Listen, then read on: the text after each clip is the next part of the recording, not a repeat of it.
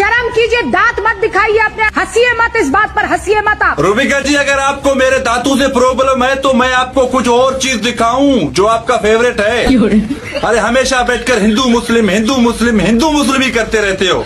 कभी अल्लाह और भगवान का नाम भी लिया करो, बेशरम औरत। ये देखो कैसे बेइज्जती करा के आई थी, चित्रा देख रही थी लाइव बेइज्जती, अंदर घुसेंगी देखिए। स्नेहा दुबे वही अधिकारी है, स्नेहा दुबे जिसको पूरे देश ने इतने गर्व के साथ सुना है। मुझे पता है आप ऑन रिकॉर्ड बात नहीं करना चाहेंगी, पर अगर आप बताएं, क्योंकि पूरा हिंदुस्तान आज आपको सुनना चाह रहा है। यही हमारे बारे में कह रही थी, झूठे शिक्षक। आपके लिए शायद रूटीन काम है, बट बहुत बड़ी चीज है ये देखिए। वाह वाह, हम लोग जो हमें बोलना था हमने ऑलरेडी बोल दिया। प्लीज रास्ता दिखा दिया, निकलो यहाँ जो ऑफिशियली जो स्टेटमेंट तैयार होता है वो बात आपने वहां पर कह दी अपनी तरफ से। Thank you. चलिए तो चलिए, बोलना चाहिए था, हमरा बेइज्जती हो गया रे।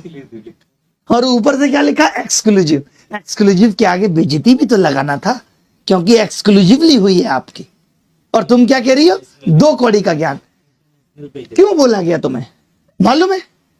क्योंकि तुमने घटिया पत्रकारिता की है। अब जरा गोदी मीडिया की बात भी सच्ची तरह से सुन लीजिए। कह रहे हैं सिर्फ 7 रुपए तेल का दाम बढ़ा है, लेकिन क्या उसका असर सिर्फ एक जगह पड़ता है? ऑटो का किराया, टैक्सी का किराया, बस का किराया और रोज का सामान लाने ले जाने का खर्चा भी बढ़ेगा, और उसका सीधा असर आम जनता की जेब पर पड़ेगा। सिर्फ सफाई मत दीजिए, सच्चाई भी दिखाइए। वाह रे मीडिया। वैसे अगर ऊपर से देखा जाए तो 7 रुपए के इजाफे से कोई बहुत बड़ा फर्क नहीं पड़ता।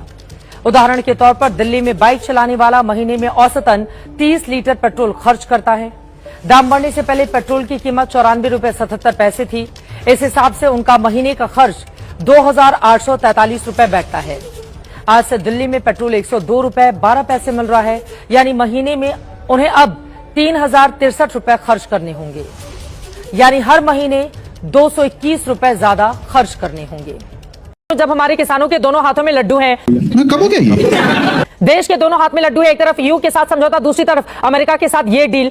अच्छा, 50% से सीधे 18% आ जाना। आप जरा सोचिए, मोदी सरकार की कितनी बड़ी कूटनीतिक जीत है। बहुत तेज हो रहा है। ऐसा नहीं है कि कांग्रेस पार्टी को हर अच्छी चीज में भी बुराई खोजने की आदत पड़ गई है। अगर नरेंद्र मोदी का नाम उससे जुड़ा होता है तो अभी मजा आएगा ना भिड़ो। मुझे लगता है आप लोगों को हर खराब चीज में अच्छी बातें ढूंढने की आदत पड़ गई है। आप 18% की बात कर रही हैं कि 7% कम कर दिया, ये कर दिया, वो कर दिया। आप खुद सोचिए ना, हम हमारा जो अमेरिका के ऊपर हम क्या टैरिफ लगा पा रहे हैं? 0%। आप कम से कम एक बार उसको दोबारा पढ़ लीजिए, नहीं तो यहाँ पर दिखा दीजिए। ये देखो, भारतीय सामान पर 18% टैरिफ लगाना, जबकि अमेरिकन सामान पर 0% टैरिफ होना, ये कि एक शानदार व्यापार समझौता है अमेरिका के लिए, भारत के लिए नहीं है।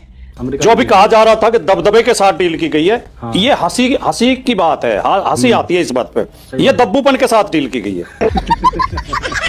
अमेरिका के सामने घुटने टेकने जैसा है। भारत का हमेशा वैश्विक राजनीति में दबदबा रहा है। अमेरिका का टैरिफ हम पर पहले क्या था? 0 टैरिफ। हम अमेरिका पे कितना टैरिफ लगाते थे, इतिहास खोलकर मनमोहन सिंह जी का देख लीजिए। 30% से 100% भारत अमेरिका के ऊपर टैरिफ लगाता था, और अमेरिका का टैरिफ हम पर 0 था। आज हमारी कोई हैसियत नहीं है। आज देश का प्रधानमंत्री बिल्कुल अमेरिका के सामने घुटने टेक कर बैठा।